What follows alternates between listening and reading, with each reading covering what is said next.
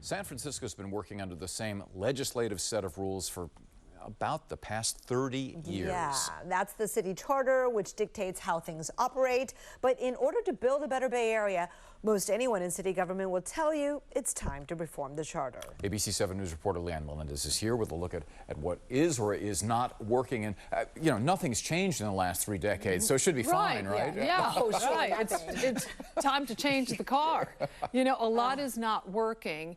But they all started with good intentions, you know. But what do they say? What's the old phrase? The road to hell is paved with good intentions. Okay, yeah. so we're not in hell yet, but there have been so many add-ons and changes to San Francisco's constitution, meaning the city charter, that many officials will argue that all of that has affected how the city delivers public services, how government serves you.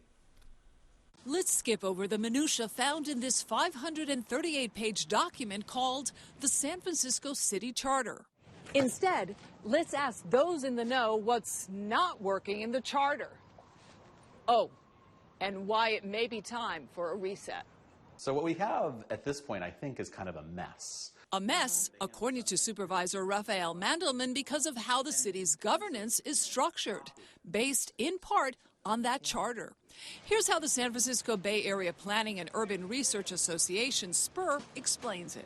Who's in charge and who gets to make which decisions and who ultimately has responsibility and authority and accountability is very confusing. The charter, which was adopted in 1996, had only 173 pages. Since then, city leaders have added another 365 pages. Proposals and ballot measures that voters have also approved.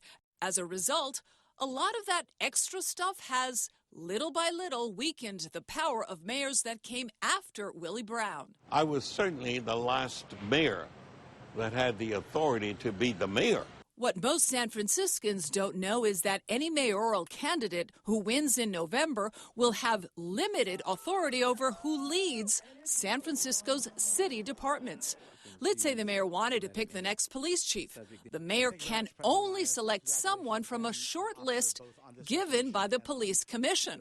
And when it comes to hiring or firing the head of the municipal transportation agency, the mayor can't even do that and has absolutely no say in the matter because that person is appointed or terminated by the SFMTA board. All of that has made it really difficult, if not impossible, for a person really to be the CEO of a city like San Francisco.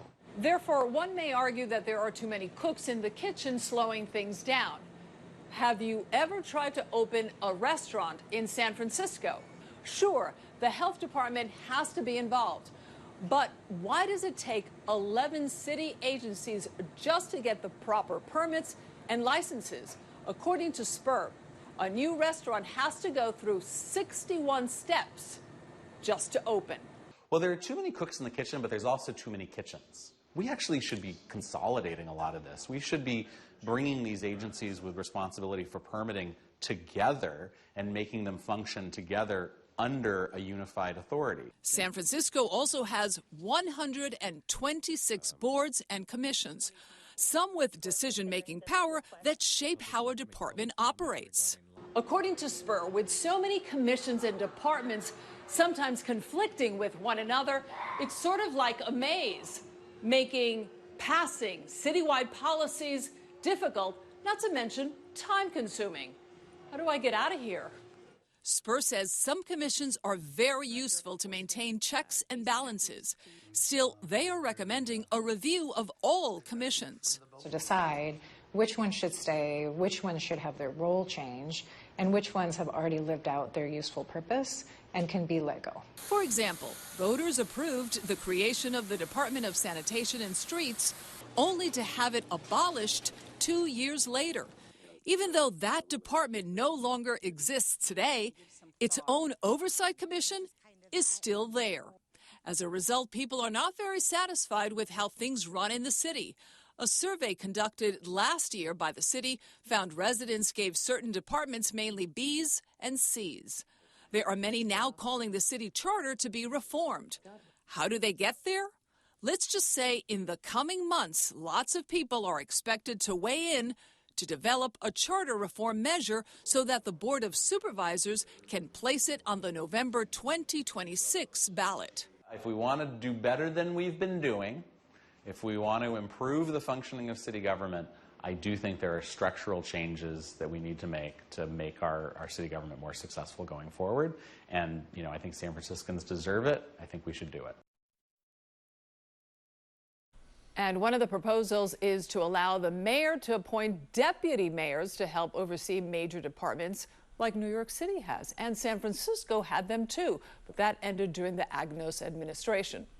Doing away with district-wide supervisors is another proposal. Before 1996, supervisors would represent the entire city. And should the mayor have the power to fire who they want? So a lot is coming to us. The question is, will these changes make it better or worse? Now, no doubt that the power to govern is spread out throughout the city, and some people say that's a good thing. Yes. Other people say nothing gets done. Nothing is getting done, you know, and I listen to a lot of these mayoral candidates, and they all say, I'm going to do this if elected, I'm going to do this. But you know something, Larry? Yeah, this is the charter? This is going to stand in their way. Okay. Right there. This is some good, well, I could work out with this. I could do curls with this. Yeah. Some good nighttime reading I for think me, so I too. appreciate that. Good luck with that. Thank you very much. Yes.